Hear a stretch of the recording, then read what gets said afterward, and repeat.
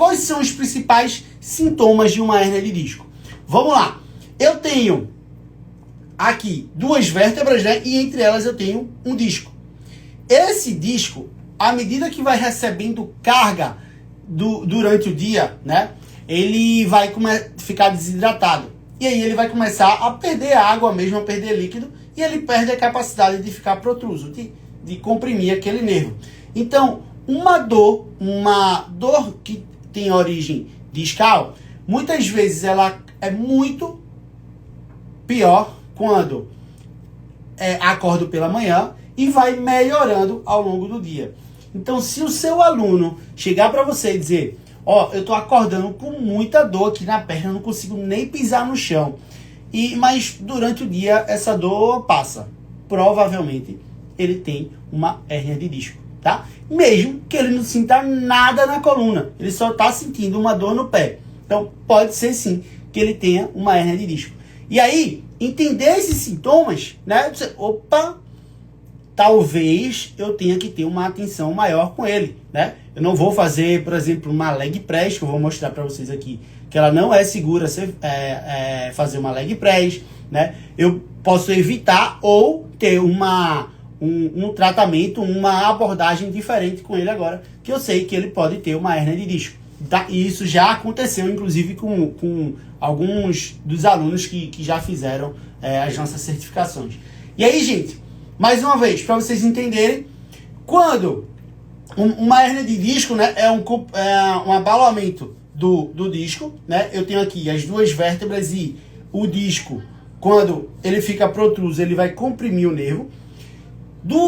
Quando a gente acorda pela manhã, né, esse nervo ele vai ficar, esse disco, deixa eu voltar aqui, só que eu falei o nervo e acabei complicando. Então, numa hérnia de disco, a gente tem as vértebras aqui e temos o disco intervertebral. Pela manhã, quando a gente acorda, esse disco está hidratado, ele está cheio de líquido. E aí ele aumenta a sua área, comprimindo ainda mais aquele nervo. E durante o dia, com a força da gravidade, a gente vai comprimindo esse disco e ele vai desidratando, melhorando a região dolorosa.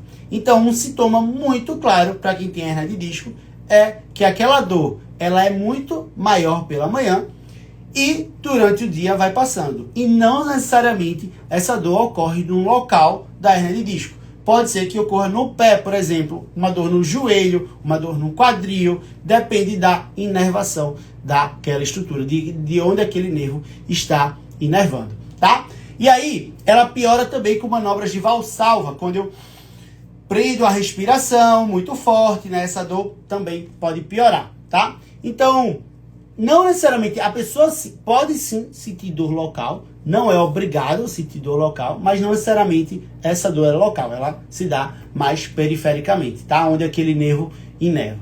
E aí, é comum também gerar dor ao toque. Então, por exemplo, chega alguém para você com uma dor no joelho, e aí você não está lá buscando, e ele descreve para você sintomas de dor no joelho. O que é que você pode fazer? Já vai lá nas vértebras lombares e pode palpar a região, porque provavelmente ela vai estar dolorida a palpação. Ela não pode estar gerando dor, mas ela está dolorida a palpação por causa da inflamação daquele nervo. E aí, olha só o que isso pode te gerar, né? Essa informação pode te gerar e elevar a tua qualidade como um profissional. Por exemplo, eu tive um aluno, né, que o aluno, desculpa, eu tive das pessoas que passaram pelas nossas certificações, ele tinha um aluno, que esse aluno chegou com uma dor muito grande de fascite plantar, e ele relatou para ele os sintomas, eu tô acordando com muita dor, e essa dor vai passando durante o dia. E aí naquele dia ele ia fazer movimentos que provavelmente, como um abdominal, ia colocar aquela pessoa em risco. Ele, eu estou desconfiando, então o professor fez, eu estou desconfiando que pelos sintomas você tem uma hérnia de disco. Aí ele, poxa, não, mas eu não sinto nada na coluna não, mas os sintomas são claros, então, explicou, e aí mandou ele fazer o exame, né? Demorou um tempo, claro, para o exame ser feito, diagnóstico certeiro de hérnia de disco.